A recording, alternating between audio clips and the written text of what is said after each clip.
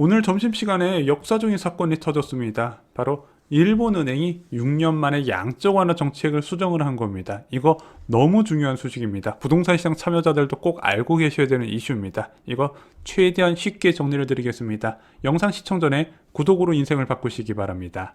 자, 일본은행이 금융정책 결정회의를 진행 중에 있었어요. 한국은행의 통화정책 방향 결정회의와 비슷한 개념이죠. 이 자리에서 통화정책에 대해서 변화 가능성이 발표돼서 전 세계가 깜짝 놀랐습니다.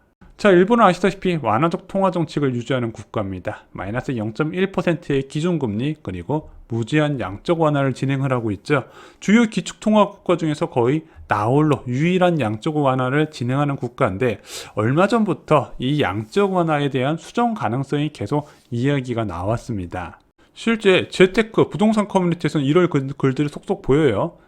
엔화 사놔야 되는 거 아니냐. 근데 실제 이런 글을 쓰신 분들은 제가 볼 때는 와, 진짜 경제에 대해서 잘 아시는 분일 거라고 생각이 듭니다.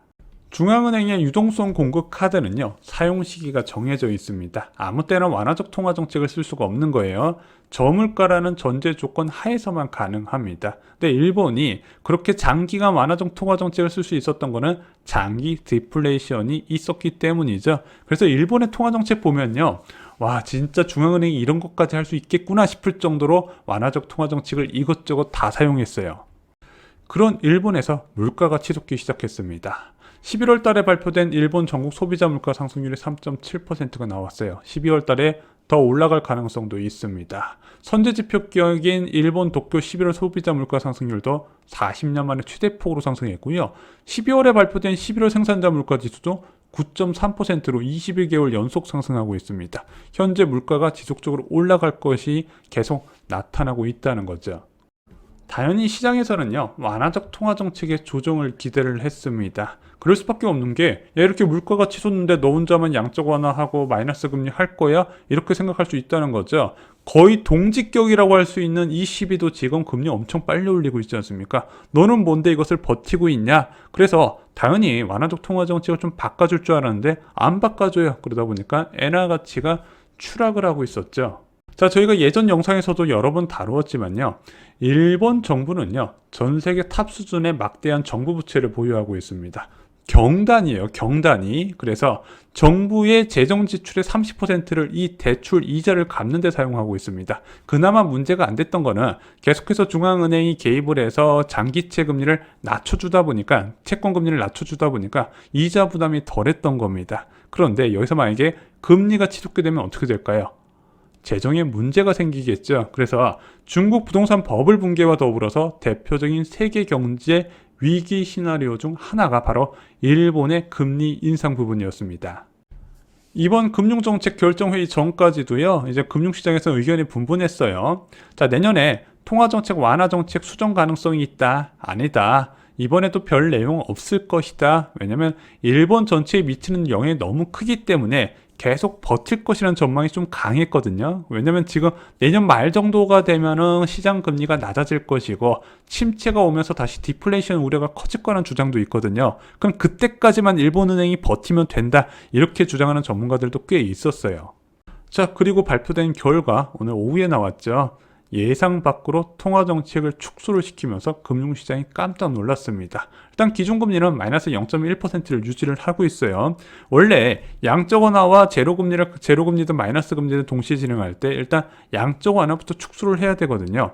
어떤 식으로 축소를 했다? 10년 만기 금리 변동 허용폭을 기존에 플러스 마이너스 0.25%에서 0.5%포인트로 확대를 시켰습니다. YCC 정책의 수정이 나온 거예요. 양적 완화는 무엇일까요?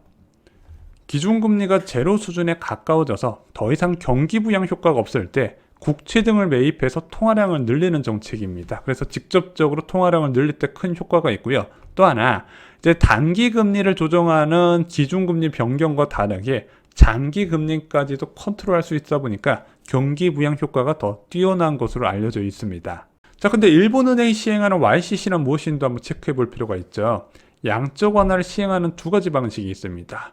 매월 일정 규모의 양을 정해서 유통시장에서 매입하는 방식이 있어요. 그래서 미국은요, 코로나19 대응 과정에서 매월 1200억 달러 규모로 채권을 매입을 했었죠. 800억 달러의 국채와 그리고 400억 달러 규모의 MBS를 매입을 했었습니다. 그런데 YCC는 좀 달라요. 일정 규모의 매입을 한 것뿐만 아니라 국채 수익률을 목표로 정하고 무제한으로 매입을 한다는 거죠. 이것을 수익률 곡선 통제라고 불립니다. 일드 커브 컨트롤 약자로 해서 YCC라고 이름을 붙이죠. 자, 이번 발표로 어떤 것이 바뀌었냐? 10년물 기준 수익률 목표를요, 올린 것이에요. 자, 그래서 일본은행 발표 이후에 0.25% 내에서 묶여 있었던 10년물, 일본 10년물 국채 수익률이요, 0.46%까지 껑충 뛰어 올라갔다가 0.4%에서 이제 안정세를 좀 보였습니다. 가장 크게 반응한 것은 엔화였습니다. 달러엔 환율이 132엔까지 하락을 했습니다. 한때 150엔을 돌파했었죠. 그리고 완화적 통화 정책의 축소 가능성에 니케이 지수도 큰 폭의 하락세를 나타냈습니다. 뭐 니케이 지수뿐만 아니라요, 아시아 증시 전체적으로 하락을 했어요.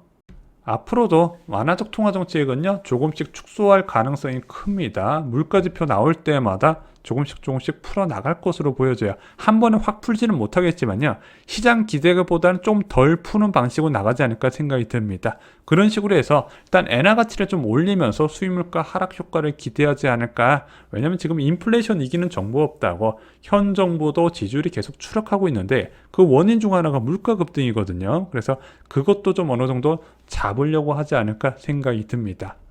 차기 일본은행 총재도요, 글로벌 긴축 여건에 맞게 조금씩 풀 것으로 보여집니다. 지금 현재 구로다 총재의 임기가 내년 4월 8일까지거든요. 그 다음에 창기 총재가 누가 될 것인가 좀 매파적인 성향이 들어올 거란 이야기도 있는데 누가 될지는 알 수는 없지만 현재 흐름 자체가 뭐 본인의 고집을 할 수 있는 부분이 아니기 때문에 이제 물가 흐름에 맞게 긴축 여건은 계속 조절해 나갈 것으로 보여집니다. 하지만 많이는 못 풀 거라고 봐요. 왜냐면 워낙 국가 부채가 많기 때문에 최소한의 범위 내에서 풀어나가면서 시스템적인 안정을 이루려고 노력을 할 것으로 보여집니다.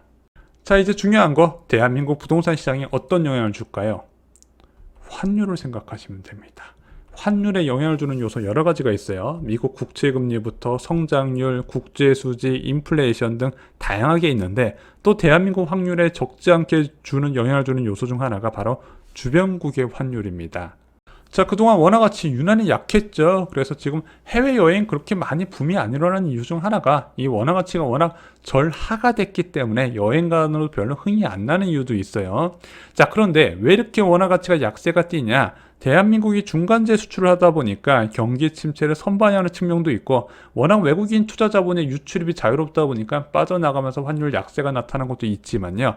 주변 국가의 영향을 적지 않게 받았거든요. 일단 중국 위안화 같은 경우는 포치까지 당분간 깨지면서 코로나 봉쇄에 대한 부작용이 나타나면서 대한민국도 같이 영향을 받았고요. 가장 큰 원인은 저는 엔화 약세라고 생각합니다. 요즘 같은 상황에서 누가 이렇게 양적 완화하고 마이너스 금리 하겠습니까? 같이 떨어졌다는 거죠. 그것이 저는 수입 물가를 급등시키는 결과를 만들었다고 생각을 합니다. 한국은행에서 발표한 수입 물가 지수 보면은요, 11월 달에 전년 동월 대비 14.2% 상승한 것으로 되어 있어요. 하지만 계약 통화 기준으로 1.5%입니다. 원화 가치만 안정되면은 물가에 대해서 상당히 안정을 기대할 수가 있는 거예요. 그런데 원화 약세 요인이 하나가 사라진 거죠. 자, 이렇게 엔화의 강세가 지속되어서 환율이 1,200원대에 안착이 되잖아요. 그러면은 그동안에는 1,100원대하고 1,400원대를 비교해서 수입물가, 공급층 인플레이션 압력이 계산됐다면 적어도 내년 3월부터는요 1,200원대에서 1,200원대와 비교할 가능성이 있습니다. 그래서 내년 3월부터 상당한 공급층 물가 하방 압력이 작용될 것이고 저희가 이런 3월 달에 물가 지표가 발표되는 4월 그리고 10월 달 물가 지표가 발표되는 11월 달에 그 이제 물가에 커다란 변곡점이 나타날 거라고 말씀드렸고 그에 따라서 통화 정책도 바뀔 가능성을 말씀드렸습니다. 오늘 골드만삭스가 내년에 원달러 환율을 1220원 수준을 전망을 했고요. 4분기에 금리 인하 가능성을 강조를 했습니다. 자, 오늘 채권 금리는 급등을 했습니다. 와, 그 10년물 국채 수익률은요 20bp 올라갔어요. 0.2%포인트 올라가면서 3.6까지 치솟았습니다. 그동안 안정세를 보였던 회사채나 또는 한전채 금리도 같이 동반 급등을 했습니다. 뭐 대한민국뿐만 아니라 전 세계 금리가 같이 뛰어버렸죠. 물론 대한민국에서는 이슈가 하나 더 있었어요. 이창용 하원의 총재가 당초에 언급했었던 최종금리 3.5%를 희망한다는 것이 지금 이제 현재 지표 상황에서 금통위원들의 컨센서스인데, 자, 이게 약간 더 올라갈 가능성도 약간 열어놓다 보니까 그것이 채권금리에 좀 반영된 측면도 있었습니다. 일본의 통화정책 변화로 주의해야 되는 것이 있습니다. 바로 일본의 물가 불안이 확대되는 상황입니다. BOJ의 공격적인 긴축을 요구할 수밖에 없다는 거죠. 자, 이런 식으로 공격적인 긴축이 된다면 일본 정부는 감당하기 쉽지 않을 거라고 보는 겁니다. 이것이 금융 시스템의 시작이 될 수 있기 때문에 저희가 자주 체크를 드리겠습니다. 자, 시장에서 예상 못한 일본 은행의 통화정책 변화가 나왔습니다. 이것이 대한민국 부동산 시장에도 적지 않은 영향을 준다는 거 오늘 총정리를 드리겠습니다. 영상이 마음에 드셨다면요, 좋아요, 구독 꼭 부탁드리겠습니다. 감사합니다.